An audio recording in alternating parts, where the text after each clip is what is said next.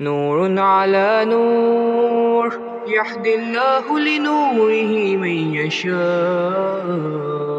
وَهُوَ عَلِیمٌ بِذَاتِ الصُّدُورِ، وہ خوب جانتا ہے تمہارے سینوں کے رازوں کو۔ تم ایسا نہ سمجھو اللہ رب العزت نے یہ مخلوق پیدا کی ہے تو وہ شاید بے دخل ہو گیا، نہیں، اسی نے حکمت کے تحت یہ ساری کائنات پیدا کی ہے، اور ہر چیز کا علم اس کو ہے، حتیٰ کہ تمہارے دل کے اندر جو وساوس اور وسوسے پیدا ہوتے ہیں اچھے یا برے، وہ ان کو بھی جانتا ہے۔ اس تعارف کے بعد میں نے کہا تھا کہ بغیر کسی تمہید کے اللہ تعالیٰ نے حکم دیا آمنو باللہ ورسولہ، دیکھو ایمان لاؤ تم اللہ پر، اس کے رسول پر، وانفقوا، اور خرچ کرو، مما جعلکم مستخلفین فی، اس مال میں سے کہ اللہ نے تمہیں بنایا ہے اس مال میں جان نشین۔ یعنی دنیا کے اندر کیا ہوتا ہے، انسان جو ہے وہ مال کماتا ہے، خرچ کرتا ہے، پھر جو ضروریات کے مطابق ہوتا ہے اس کو اللہ کے راستے میں، وہ اپنی ذات کے لیے بھی خرچ کرتا ہے، اللہ کے راستے میں اسے خرچ بھی کرتا ہے، اور پھر جو اس کی مال اور جائیداد بچ جاتی ہے وہ خود چلا جاتا ہے اور اس کے بعد دوسرے لوگ آ جاتے ہیں۔ وہ مال جس کو اللہ تعالیٰ نے اس میں تمہیں جان نشین بنایا، اس مال میں سے اللہ کے لیے خرچ کرو۔ دیکھیے یہاں پر خاص طور پر یہ ہے، ملکیت نہیں کہا، ملکیت اللہ نے اپنے لیے کہی ہے۔ دیکھیے آیت نمبر 2 کے اندر لہو ملک السماوات والارض، اور آیت نمبر 6 میں پھر لہو ملک السماوات والارض، اور دیکھو آیت نمبر 2 میں وَهُوَ عَلَىٰ كُلِّ شَيْءٍ قَدِيرٌ، آیت نمبر 3 میں وَهُوَ بِكُلِّ شَيْءٍ عَلِيمٌ، اور پھر آیت نمبر 4 میں وَاللَّهُ بِمَا تَعْمَلُونَ بَصِيرٌ، اور آیت نمبر 6 میں وَهُوَ عَلِيمٌ بِذَاتِ الصُّدُورِ۔ یہ دیکھیے اللہ رب العزت نے اپنی عالی ذات کا تعارف جو ہے اس میں کروانے کے بعد بغیر کسی تمہید کے سیدھا حکم دیا ہے کہ اللہ اور اس کے رسول پر ایمان لاؤ جیسے ایمان لانے کا حق ہے،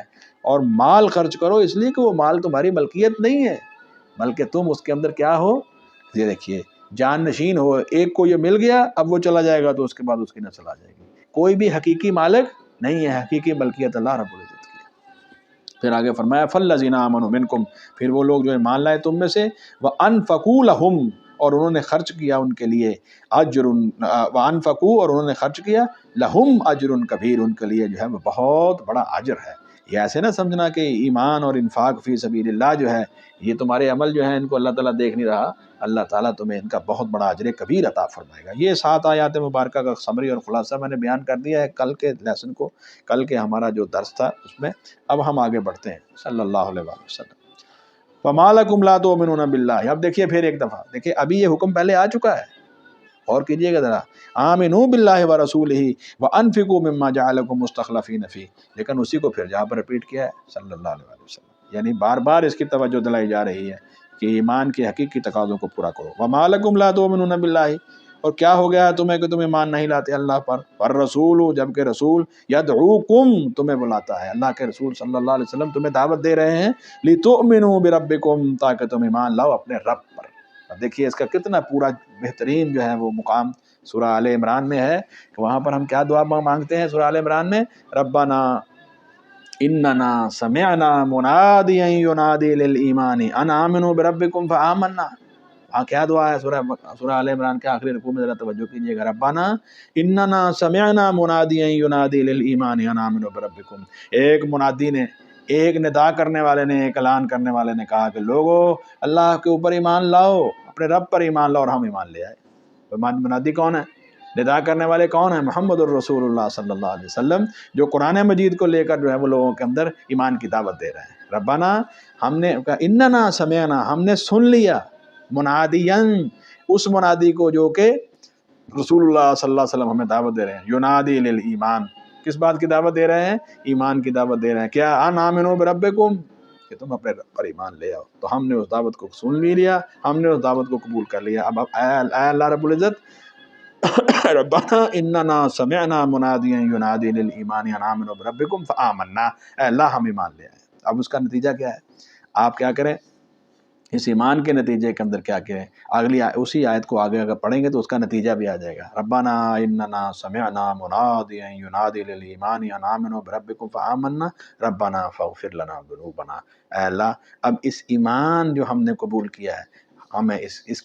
اس کی برکت سے ہمارے گناہوں کو معاف، ربنا اغفر لنا ذنوبنا، ہمارے گناہوں کو معاف کر دے، ربنا اغفر لنا ذنوبنا وکفر عنا سیئاتنا، اور ہماری برائیاں ہم سے دور کر دے، وتوفنا مع الابرار، اور ہمیں جب موت آئے تو ہمیں جو ہے وہ ابرار میں سے، کامیاب لوگوں میں سے جو ہے ان کے ساتھ ہمارا جو ہے وہ ساتھ کر دینا، وتوفنا مع الابرار۔ تو یہ دیکھیے یہ جو ایمان ہے اس کی برکات اور اس کا جو جواب ہے، جو ہمیں ایک ایمان والا ایمان لاتا ہے پھر اللہ کے سامنے دعا کرتا ہے، سورہ آل عمران میں نے بیان کی۔ اور یہاں پر کیا ہے، دیکھیے تم ایمان کیوں نہیں لاتے اللہ پر، وما لکم لا تؤمنون باللہ، اور کیا ہے تمہیں کہ تم ایمان نہیں لاتے اللہ پر، والرسول، اور جب کہ رسول صلی اللہ علیہ وسلم یدعوکم، تمہیں بلا رہے ہیں، تمہیں بلاتا ہے، لتؤمنوا، تاکہ تم ایمان لاؤ، بربکم، اپنے رب پر۔ اب ایک اور بات ہے، وقد اخذ میثاقکم، اور یہ بات بھی ہے، اور یہ البتہ تحقیق وہ تم سے پختہ وعدہ بھی لے چکا ہے، ان کنتم مؤمنین، اگر تم ایمان والے ہو۔ دیکھو اگر تم نے پہلے دن جو ہے وہ محمد الرسول اللہ صلی اللہ علیہ وسلم کی ندا کو قبول کیا، اسلام کو قبول کیا اور ایمان لے آئے ہو، تو معاہدہ تو ہو گیا۔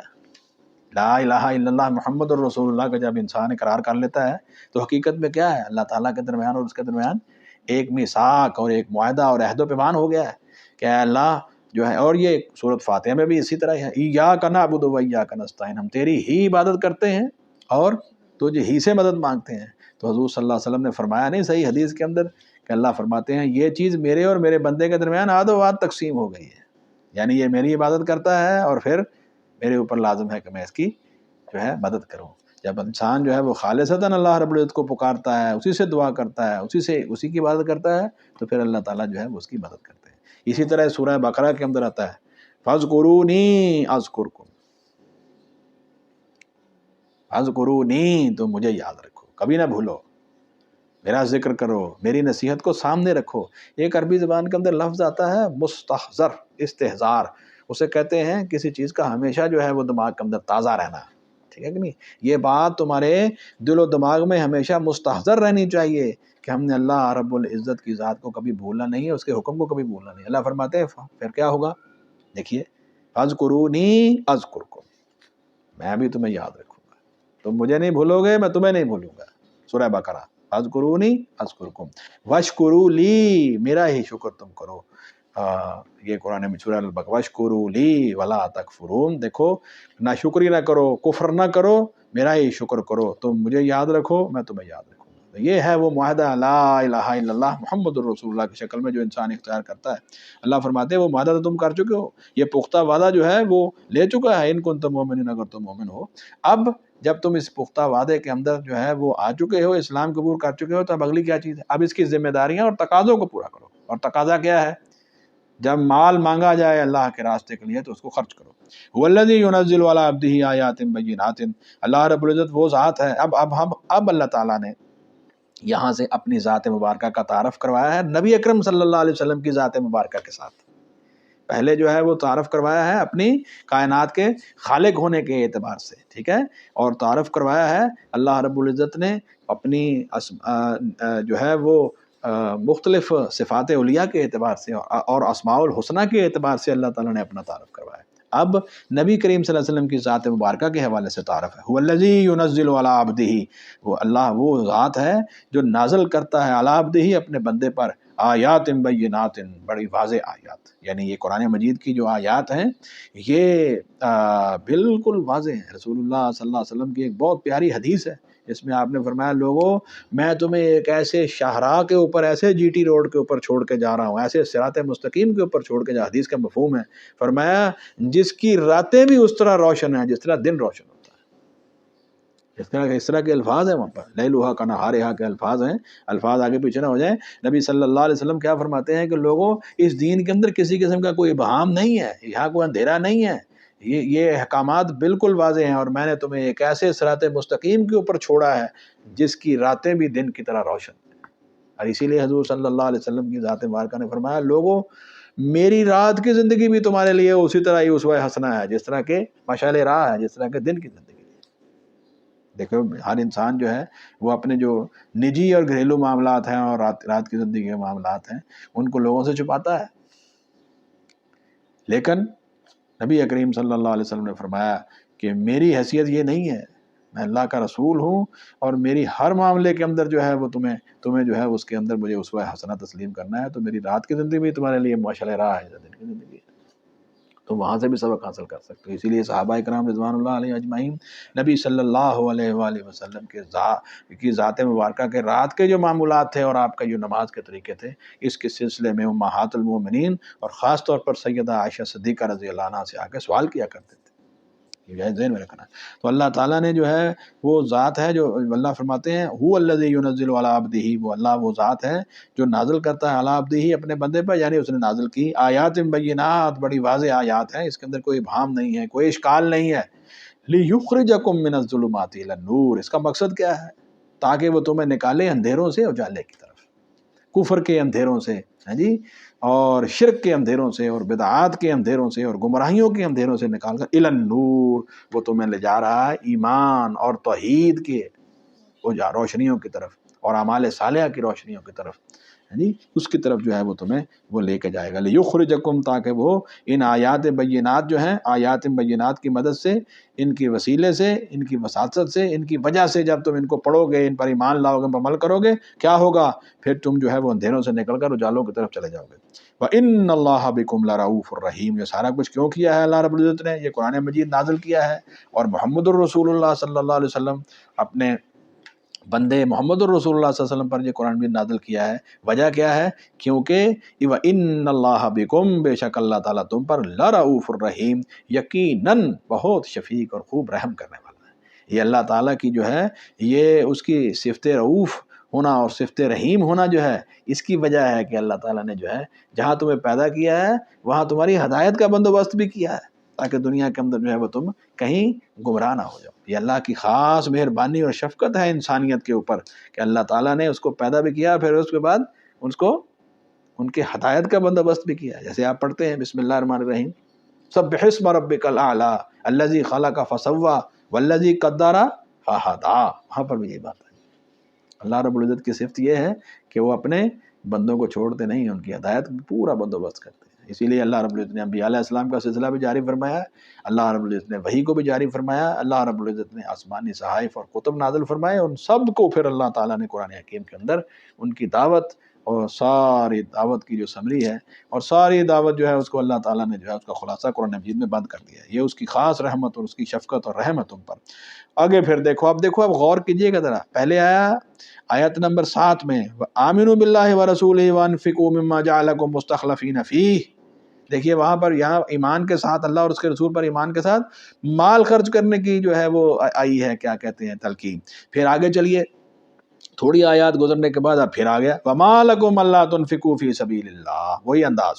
پہلے کیا ہے ذرا غور کیجئے گا، وَمَا لَكُمْ لَا تُؤْمِنُونَ بِاللَّهِ، تم اللہ پر کیوں ایمان نہیں لاتے جبکہ اللہ کے رسول محمد رسول اللہ صلی اللہ علیہ وسلم تمہیں بلا رہے ہیں تاکہ تم ایمان لاؤ اپنے رب پر۔ اور میں نے کہا ہے کہ اس کا جواب جو ہے وہ سورہ آل عمران ایک دعا کی شکل میں بھی آیا ہے۔ اب یہاں پر پھر وہی انداز وَمَا لَكُمْ أَلَّا تُنْفِقُوا فِي سَبِيلِ اللَّهِ، اور کیا ہو گیا ہے تمہیں کہ تم کیوں خرچ نہیں کرتے مال اللہ کے راستے میں، وَلِلَّهِ مِيرَاثُ السَّمَاوَاتِ وَالْأَرْضِ، جبکہ اللہ ہی کے لیے جو ہے وہ آسمانوں اور زمین کی میراث ہے، اس کی اصل حقیقت یہ تم تو چلے جاؤ گے، اصل وارث کون ہے؟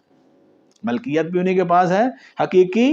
وارث بھی وہ ہیں۔ تمہیں ایک زندگی کے ایک تھوڑے سے عرصے کے لیے جو ہے وہ اس کا جو ہے وہ استخلاف یا سمجھو کہ وراثت جو ہے وہ تمہیں دی جائے، تھوڑے عرصے کے لیے جو ہے وہ تمہیں دی جاتی ہے تاکہ یہ دیکھا جائے کہ تم اس مال کو لے کر جو ہے وہ کس طرح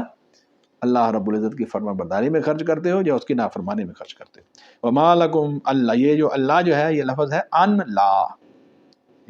لا جو ہے اس کو اکٹھا کر دیں تو یہ بن جائے گا اللہ، اس کے اوپر شد آ جائے گی، یہ کہ نہیں اس کا ترجمہ وَمَا لَكُمْ أَلَّا تُنْفِقُوا، اور کیا ہو گیا ہے تمہیں کہ تم خرچ نہیں کرتے فی سبیل اللہ، اللہ کی راہ میں، وَلِلَّهِ مِيرَاثُ السَّمَاوَاتِ وَالْأَرْضِ، جبکہ اللہ ہی کے لیے میراث ہے آسمانوں کی اور زمین کی۔ اب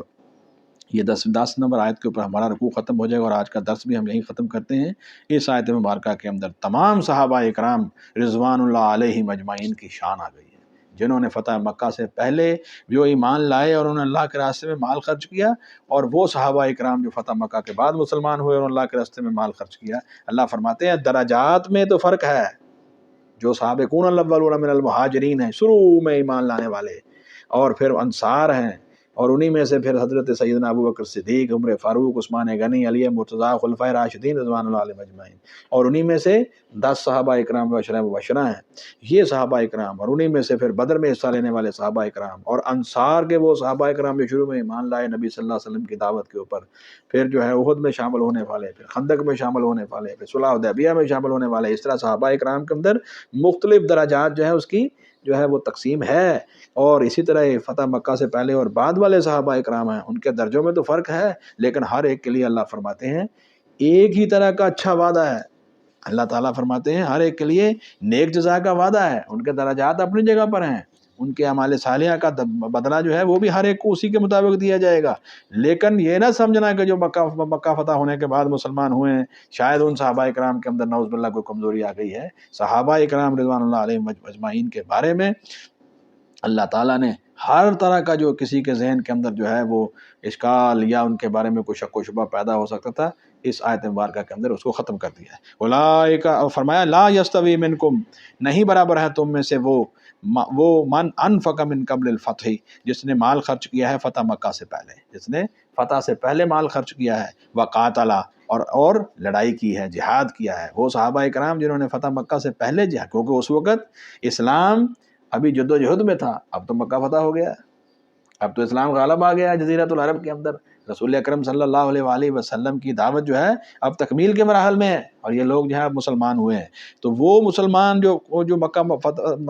فتح ہونے سے پہلے ہوئے، انہوں نے مال خرچ کیا اور جہاد کیا، وہ برابر نہیں ہیں ان کے جنہوں نے بعد میں خرچ کیا۔ اولئک اعظم درجۃ من الذین انفقوا من بعد وقاتلوا، یہ لوگ بہت زیادہ عظیم درجے میں ہیں ان لوگوں سے جنہوں نے خرچ کیا ہے فتح مکہ کے بعد اور لڑائی کی اور جہاد کیا ہے۔ جنہوں نے فتح مکہ کے بعد جو ہے وہ، یعنی فتح مکہ کے بعد کون کون سے بڑے بڑے غزوات ہوئے ہیں؟ مکہ کے فتح ہونے کے بعد فوراً غزوہ حنین ہوا ہے، اس کے بعد غزوہ طائف ہوا ہے، اس کے بعد غزوہ تبوک جو اردن کے سرحد کے اوپر جو رومیوں کے ساتھ لڑائی ہے، رسول اللہ صلی اللہ علیہ وسلم وہاں پر جو ہے وہ 30,000 صحابہ اکرام کے ساتھ تشریف لے گئے ہیں۔ دیکھیے فتح مکہ کے اوپر 10,000 صحابہ اکرام، اور جنگ حنین میں 2,000 مکہ سے اور شامل ہوئے نئے مسلمان، 12,000 صحابہ اکرام۔ پھر اسی کا کچھ حصہ غزوہ طائف میں گیا، اور پھر جب حضور صلی اللہ علیہ وسلم واپس مدینہ تشریف لائے تو پھر غزوہ تبوک کے اندر 30,000 صحابہ اکرام نے جو ہے وہ حصہ لیا ہے۔ ان تمام صحابہ اکرام کے اندر درجات کی تقسیم ہے، لیکن وَكُلًّا وَعَدَ اللَّهُ الْحُسْنَى، ہر ایک کے ساتھ اللہ رب العزت نے نیک جزا کا وعدہ کیا ہے۔ اس لیے صحابہ اکرام رضوان اللہ علیہم اجمعین کے بارے میں اور ان کے ایمان کے بارے میں اور ان کی زندگیوں کے بارے میں انسان کو قطعاً کسی بھی قسم کا جو ہے وہ غلط فہمی کا شکار نہیں ہونا چاہیے، بلکہ ان کے ایمان اور عمل کو اپنے لیے مشعل راہ بنانا چاہیے۔ یاد رہے گی یہ آیت مبارکہ، لا یستوی منکم، نہیں برابر ہے تم میں سے، من انفق من قبل الفتح وقاتل، وہ جس نے خرچ کیا ہے فتح مکہ سے پہلے اور اللہ کے راستے میں جہاد کیا، اولئک اعظم درجۃ من الذین انفقوا من بعد وقاتلوا، یہ لوگ بہت زیادہ عظیم درجے میں ہیں ان لوگوں سے جنہوں نے خرچ کیا ہے اور لڑائی کی ہے فتح مکہ کے بعد۔ یہ دونوں میں فرق۔ وَكُلًّا وَعَدَ اللَّهُ الْحُسْنَى، اور ہر ایک سے وعدہ کیا ہے اللہ نے نیک جزا کا، وَاللَّهُ بِمَا تَعْمَلُونَ خَبِيرٌ، اور جو تم عمل کرتے ہو اللہ رب العزت سے خوب خبردار ہے۔ جیسے میں نے کہا ہے یہ لفظ رحیم، بصیر، خبیر، علیم، یہ سارے کے سارے جو ہیں یہ فعیل کے وزن پہ ہیں، اور اس کے اندر جو ہے وہ بہت زیادہ مبالغہ پایا جاتا ہے۔ الرحیم اسی فعیل کے وزن پر بہت رحم کرنے والا، علیم بہت جاننے والا، خوب جاننے والا، بصیر خوب دیکھنے والا، خبیر خوب خبردار۔ تو یہ ذرا ذہن میں رکھیے گا، کچھ ایسے عربی کے چھوٹے چھوٹے جو قاعدے ہیں وہ بھی ترجمہ قرآن کے اندر انسان کو سیکھ لینے چاہیے۔ اس وزن کے اوپر جو ہے وہ جتنے بھی سارے الفاظ آئیں گے ان کے اندر مبالغہ ہوگا۔ خوب کا معنی بھی اسی لیے اکثر جو ترجمہ کرنے والے ہیں اس میں اندر خوب کا لفظ شامل کر دیتے ہیں تاکہ مبالغے کا معنی جو ہے وہ وہاں پایا جائے۔ واللہ بما تعملون خبیر، اور اللہ جو ہے اس سے جو تم عمل کرتے ہو خوب خبردار ہے۔ اللہ رب العزت ہمیں قرآن حکیم سمجھنے اور اس پر عمل کی توفیق عطا فرمائے، اور صحیح معنوں کے اندر وہ ایمان جو ہے وہ اللہ تعالیٰ نصیب فرمائے جس کا تقاضا ان آیات مبارکہ کے اندر جو ہے وہ اللہ رب العزت نے کیا ہے، اور ہمیں دل کی گہرائیوں سے اللہ کی رضا کے لیے بغیر ریاکاری کے مال کو اللہ رب العزت کے راستے میں، نیکی کے راستے میں، فی سبیل اللہ، لوگوں کی مدد کے لیے جو ہے خرچ کرنے کی اللہ تعالیٰ توفیق عطا فرمائے۔ وآخر دعوانا الحمدللہ رب العالمین، سبحانک اللہم وبحمدک، اشہد ان لا الہ الا انت، استغفرک واتوب الیک۔ صدق اللہ العظیم۔